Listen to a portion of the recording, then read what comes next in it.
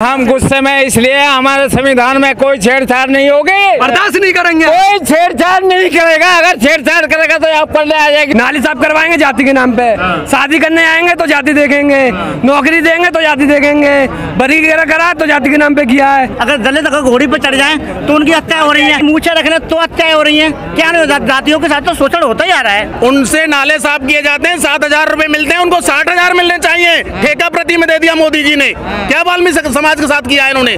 वाल्मीकियों को नाले साफ कराते हैं, 80,000 की नौकरी मिलनी चाहिए ना। 8,000 में क्यों काम कराते हैं? ठेके में दे दिया सारा काम। उन्हें बंटवारा तो ये कर रहा है, कभी हिंदू करता है, कभी मुस्लिम करता है, कभी दलित करता है। ये कैसा प्रधानमंत्री है? हमने तो जीवन में नहीं देखा ऐसा प्रधानमंत्री। सबका साथ सबका विकास कर विकास किया क्या है? क्या घर का विकास है क्या? इसका अपने घर का विकास नहीं कर सका, जो बीबी का नहीं हुआ इस देश का क्या हो गया? बाबा साहब ने कहा था जब कोई नहीं सुने तो सड़कों पे आ जाना। कौन कह रहा है 75 साल में भारत में अत्याचार बंद नहीं हुआ? छुआछूत बंद कराओ, आरक्षण ले लो आज ही।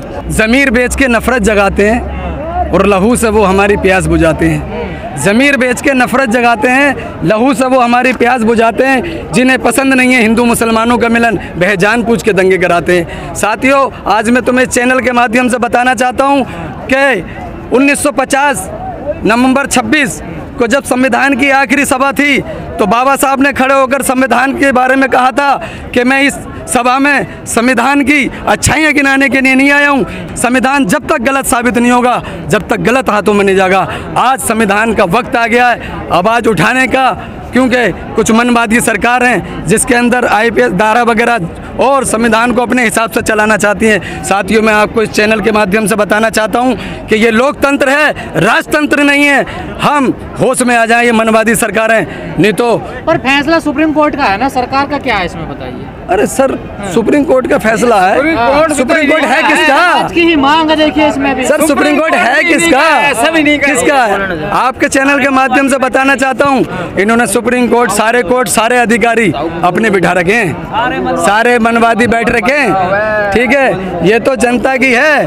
और जो इतनी आज भीड़ देख रहे हैं आप, ये तो मौसम का शुक्रिया अदा करें। ये मनवादी सरकार है, नहीं तो रामलीला ग्राउंड भी खम पड़ जाता। जी, अब आप बताइए। गुस्से में हम देखिए, हम गुस्से में इसलिए हमारे संविधान में कोई छेड़छाड़ नहीं होगी, बर्दाश्त नहीं करेंगे। कोई छेड़छाड़ नहीं करेगा। अगर छेड़छाड़ करेगा तो आप पढ़ने आ जाएगी। छाड़ कर रहा है, जो अंदर बैठे हुए हैं, जो घुसे हुए हैं, हमारे फूट डाल रहे हैं, हमारे बैनर, अपने बैनर पे हमारे फोटो छपवाते हैं हमारे बाबा साहब के।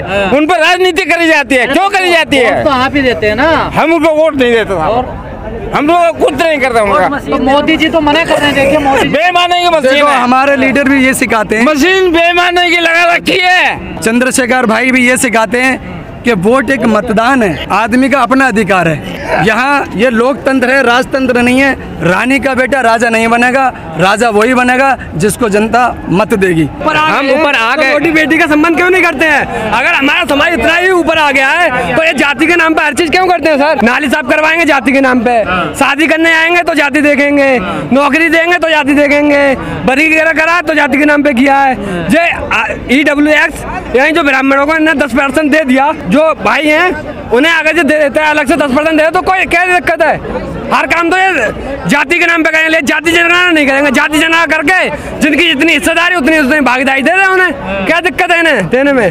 उससे समाज बटेगा, ये कहा जा रहा है। कौन कह रहा है सर बटेगा? सर यानी मटका छूने पे जब बच्चे को मार दिया था तो समाज नहीं बढ़ता है? यानी जब जाति देख के इनकाउंटर कर दिया था तो समाज नहीं बढ़ता है सर? जातियों के ऊपर हमेशा अत्याचार चलता रहा है। जातियों ऊपर अत्याचार चलता है। अगर दलित अगर घोड़ी पे चढ़ जाए तो उनकी हत्या हो रही है, मूछें रख ले तो हत्याएं हो रही है। क्या जातियों के साथ तो शोषण होता ही आ रहा है। तो रास्ता कैसे निकलेगा? करके जितनी हिस्सेदारी उतनी उसकी भागीदारी देनी पड़ेगी, कुराई देनी पड़ेगी। आज चंद्रशेखर भैया ने क्यों आह्वान किया है? जब हमारे संविधान में वर्गीकरण जी हो रहा है, सही है, जो हमारा साथ वो घटनाएं हो रही हैं, क्या होगा फिर तो हमें सड़कों पर उतरना पड़ेगा ना। ये तो वर्गीकरण की वजह से हम यहाँ पे इकट्ठे हुए हैं। भैया आह्वान किया इसलिए हम आए सारे लोग। अभी वाल्मीकि समाज तो बहुत खुश हो रहा है। किसका? हमें अधिकार मिलेगा, हमें नौकरियां मिलेंगी। वाल्मीकि समाज के साथ अत्याचार होता कौन आता है बताओ? अभी मनीषा वाल्मीकि के साथ अत्याचार हुआ था, उनको मार दिया गया था, कौन आया था? अरे हम पे जाटव चमार शोषण करता है। कौन करता है? वो तो बस वो क्या है ना, भटकाने का काम कर रही है। भाजपा सरकार है जो भटकाने का काम कर रही है, वो तो चाहती है। उनसे नाले साफ किए जाते जाते हैं 7,000 रुपए मिलते हैं, उनको 60,000 मिलने चाहिए। ठेका प्रति में दे दिया मोदी जी ने। क्या बाल्मी समाज के साथ किया है इन्होंने? बाल्मियों को नाले साफ कराते हैं, 80,000 की नौकरी मिलनी चाहिए ना, 8,000 में क्यों काम कराते हैं? ठेके में दे दिया सारा काम। फैसले से खुश हो रहे हैं वो तो? कोई खुश नहीं है, ये सब जुमलेबाज की कहानी है। वो भी हमारे साथ है, कोई खुश नहीं है। वो तो क्या बांट दिया समाज को? वो तो चाहते हैं समाज बैठे हैं, लगता है समाज वो तो चाहते हैं ना। समाज को कोई बंटवारा नहीं कर सकता। बाबा साहब का धरोहर का ऐसा एक कानून है जो बना है, उसको रहने दे। उन्हें बंटवारा तो ये कर रहा है, कभी हिंदू करता है, कभी मुस्लिम करता है, कभी दलित करता है। ये कैसा प्रधानमंत्री है? हमने तो जीवन में नहीं देखा ऐसा प्रधानमंत्री। सबका साथ सबका विकास कर रहे हैं। विकास किया क्या है? क्या घर का विकास है क्या? इसका अपने घर का विकास नहीं कर सका, जो बीबी का नहीं हुआ, इस देश का क्या हो गया? अरे देश के लिए दिन रात काम कर, दिन रात काम करने के बाद आप भी अपने बच्चों के लिए आए हो ना यहाँ पे। सबके लिए घर दे रहे हैं। क्या दे रहे हैं? अपना घर बसाओ ना पहले, मोदी जी बनवा रहे हैं वो। हमारे देश की 20% आबादी रोडों पे सोती है, उनके लिए घर क्यों नहीं है? 20% की आबादी सोती है, रोडों पर नहीं हो तो चलिए मैं दिखा देता हूँ आपको। सरकार कह रही है कोई नहीं सो रहा रोडों पर। अरे सर, एक सांसद जीत के गए हमारा, वो तो सोच रहे चमार है जाटव है। कौन सुनेगा इसकी सुनेगी दिल्ली की सड़कें। बाबा साहब ने कहा था जब कोई नहीं सुने तो सड़कों पे आ जाना। तब तक अत्याचार बंद हो गया ना, छुआछूत भेदभाव कौन कह रहा है? कौन कह रहा है 75 साल में भारत में अत्याचार बंद नहीं हुआ? छुआछूत बंद कराओ, आरक्षण ले लो आज ही। छुआछूत बंद कराओ, कोई कानून ऐसा लाओ जो दलितों का छुआछूत बंद हो। जातिवाद खत्म हो हाँ। जातिवाद तो तभी खत्म होगा, जातिवाद जब इतना टॉर्चर किया जाता है दलितों को। आज जो आपने रैली की है, इससे क्या संदेश और क्या असर पड़ेगा सरकार पर? सरकार तो घुटने के बाद टिकने है, जो हमारे स्टेडियम बदल दिया। अभी तो 2 दिन देखना कि क्या होने वाला है, पता नहीं यहाँ से बदल के हमें जाने कहाँ ले जाए। अभी तो अब यहाँ तो भीड़ ही बहुत ज्यादा होगी। अभी तो 2 दिन देखना, घुटने के बल मोदी नहीं टिकाते हैं तो हमारा नाम नहीं। भीम आर्मी एक बहुत बड़ी ताकत है। कहते हैं मोदी जी के मैं खुद पिछड़े समाज से हूं। नहीं है भाई, अगर एक मिनट भाई, उसका मैं जवाब देता हूँ। अगर मोदी जी पिछड़े समाज ने तो ऐसी सीट से कहीं से भी चुनाव लड़के दे 5 लाख वोट से हारेगा। अगर पिछड़े समाज से है मोदी जी तो आपके चैनल के माध्यम से मैं कहता हूँ ऑल इंडिया में सीट चुन ले, 5 लाख की वोटों से हारेगा। या 5 लाख से जीतेंगे भाई साहब, एससी में लड़ाओ ना। और जो कहते हैं कि हमें आरक्षण नहीं चाहिए तो एससी की सीटों पे चुनाव लड़के क्यों जीत बैठे संसद में? आज ये जनता ने बता दिया है, आज ये जनता ने बता दिया है कि एक दलित समाज और गरीब व्यक्ति जो कि एक मास्टर का बेटा और जो घास का सर पे गठरी लाने वाली माँ और न जाने हमारी सैकड़ों माँओं की दुआओं से जिस तरीके से बाबा साहब को हिंदू मुस्लिम सब ने मिल करके पार्लियामेंट पहुंचाने का काम किया था। आपके समर्थन में है, समर्थन में आरक्षण के हैं और ये भीड़ का एक मैसेज है 2027 में मनवादी सरकार अपना ठिकाना ढूंढने, क्योंकि सीएम बनाने का सोच लिया है। मैं तो अपने समाज से 85% से बस एक ही बात रखना चाहूँगा कि आप 85% है। काशी राम जी ने एक हमें महत्वपूर्ण बात बताई थी कि पेन नहीं है, ये जो पेन का ढक्कन है वो 15% है। अगर ये खो भी जाता ना फिर भी पेन हमारा चलेगा। 15% हमारे पे राज कर रहे हैं, हमारे पे शोषण कर रहे हैं, हमारे लोगों को अत्याचार कर रहे हैं। ठीक है, बदलाव आ रहा है, बदलाव ना भेदभाव है ना जातिवाद है, तो सब कुछ खत्म। आप भाई एक बात बताओ ना, जातिवाद कैसे खत्म होएगा? जातिवाद कैसे खत्म हो सकता है? आप मेरे को बताइए ना, क्या एक ब्राह्मण का बेटी दलित से शादी कर सकती है? जब हम कहते हैं आरक्षण तुम्हारे मुंह पे फेंक के मारेंगे, हर चीज में 85% हम, ठीक है ना, 85% में हक दो। जज का है हमारे 85%, वकील का है 85%, पर तुमने ये दे रखा कि आरक्षण खा रहे हैं। अबे आरक्षण के चोर तो तुम हो, हमारा हक तो तुम ही खा रहे हो, फिर हमको कैसे कहते हो हम आरक्षण लेके ऊपर चल रहे हैं? मैं अपने लोगों से कहना चाहूँगा, आप वोट देने से पहले 100 बार सोचे, ठीक है ना।